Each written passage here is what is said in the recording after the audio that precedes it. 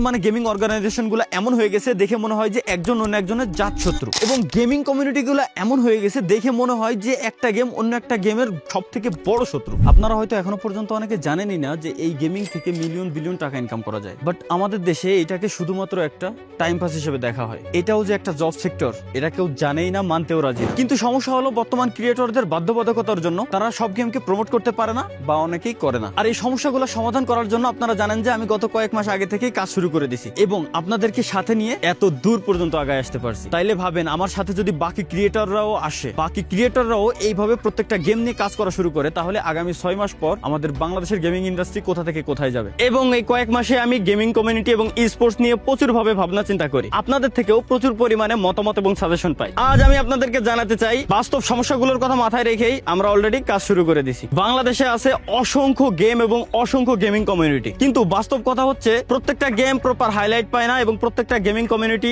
Proper highlight হয় না। অনেক গেমের ইভেন্ট খুবই সীমিত বা নিয়মিত হয়ই না। ঠিক এই অবস্থার কারণে প্লেয়ার, স্কোয়াড অথবা কমিউনিটি সবগুলো ধীরে ধীরে ধীরে ধীরে ধীরে পিছিয়ে পড়তেছে। অফিসিয়াল টুর্নামেন্ট বন্ধ, কন্টেন্ট ক্রিয়েটর কম, কমিউনিটি স্পটলাইট কম, এবং যার কারণে আমাদের ই স্পোর্টস এর বর্তমান এই দুরবস্থা। সমস্যা গেমে নয়, সমস্যা সিস্টেমে। যদি সঠিক প্ল্যাটফর্ম থাকতো, যদি নিয়মিত টুর্নামেন্ট হতো, আর যদি প্লেয়ারদের ভ্যালু দেওয়া যেত, তাহলে আমাদের বাংলাদেশ থেকেও ওয়ার্ল্ড ক্লাস প্লেয়ার বের হওয়া সম্ভব। বাংলাদেশ ই স্পোর্টস এর সবথেকে বড় সমস্যার মধ্যে একটা হচ্ছে সিন্ডিকেট। এটা হচ্ছে সবথেকে বড় সমস্যা। এই সমস্যার বাস্তব একটা রূপ আপনাদের সামনে তুলে ধরার জন্য একজন ভুক্তভোগীর রিয়েল ক্লিপ আমি আপনাদের সামনে উপস্থাপন করতে চাই।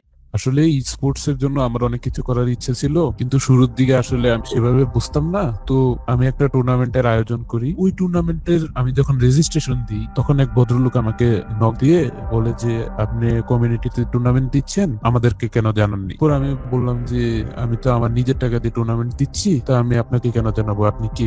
সে তার পরিচয় এমন ভাবে দিল যে সে মনে হয় আনঅফিসিয়ালি অফিসিয়াল লোক, এবং সে বলল যে বাংলাদেশের সকল T1 টিম তার আন্ডারে আছে, আর আমি যদি টুর্নামেন্টটা হ্যান্ড ওভার না করি তাহলে তারা আমাদের এই টুর্নামেন্টে খেলবে না, আর যারা খেলবে এই টুর্নামেন্টটা তাদের উপর তারা রেস্ট্রিকশন দিয়ে দিবে, যার কারণে তারা অন্য কোথাও আর খেলতে পারবে না। এই জন্য আমি নাকি কোনো স্কোয়াড পাবো না। এটার পর আসলে এমন একটা সিচুয়েশন ক্রিয়েট হয় যে আমি আর এই টুর্নামেন্টটা কন্টিনিউ করতে পারিনি। বর্তমানে সবথেকে বড় সমস্যা হচ্ছে অ্যাকচুয়াল প্লেয়ার ভ্যালু। আজকের দিনে কোনো প্লেয়ারকে হায়ার করার জন্য প্রপার কোনো সিস্টেম নেই কোনো অফিসিয়াল প্লেয়ার মার্কেট প্লেস যেখানে প্লেয়ার এবং স্কোয়াড দুই পক্ষই নিরাপদ থাকতে পারে। অনেক সময় এমনও দেখা যায় যে কোনো প্লেয়ার একটা স্কোয়াডে যোগ দেওয়ার পর অন্য জায়গা থেকে যখন ভালো অফার পায় তখন সে সেখানে চলে যায়, এবং অনেক সময় স্কোয়াডও প্লেয়ার নেওয়ার সময় যেসব সুবিধা দেওয়ার কথা বলে পরবর্তীতে দেখা যায় ওই সব কোনো সুবিধাই তাকে দেওয়া হয় না। এই দুই দিক থেকেই ক্ষতিগ্রস্ত হয় স্পোর্টস এর বিশ্বাসযোগ্যতা। এই সমস্যাগুলো সমাধান করতেই আমরা আপনাদের জন্য তৈরি করছি দারুণ একটা মার্কেট প্লেস, যেখান থেকে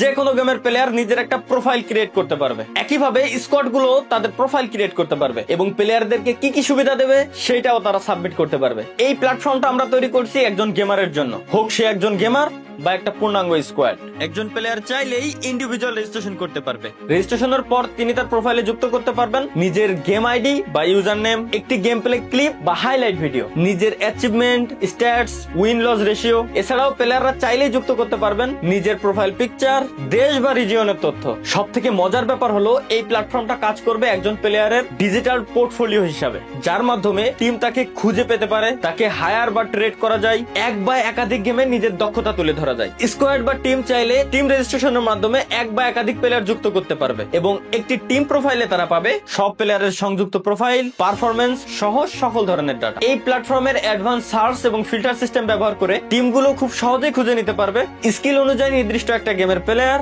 অথবা নির্দিষ্ট দেশ বা রিজিয়নের প্লেয়ার। এছাড়াও সিকিউর মার্কেট প্লেস সিস্টেমের মাধ্যমে প্লেয়ার হায়ার করা, কোচিং নেওয়া এবং প্লেয়ার ট্রেডিং করা যাবে সম্পূর্ণ নিরাপদে। এই পুরো প্রক্রিয়ায় আমরা থাকবো মিডলম্যান হিসাবে। প্লেয়ার এবং স্কোয়াড দুই পক্ষের মধ্যে এগ্রিমেন্ট করিয়ে সবকিছু পরিষ্কার এবং স্বচ্ছ রাখা হবে, যাতে প্লেয়ার তার মূল্য না হারায় এবং স্কোয়াডও প্রতারিত না হয়।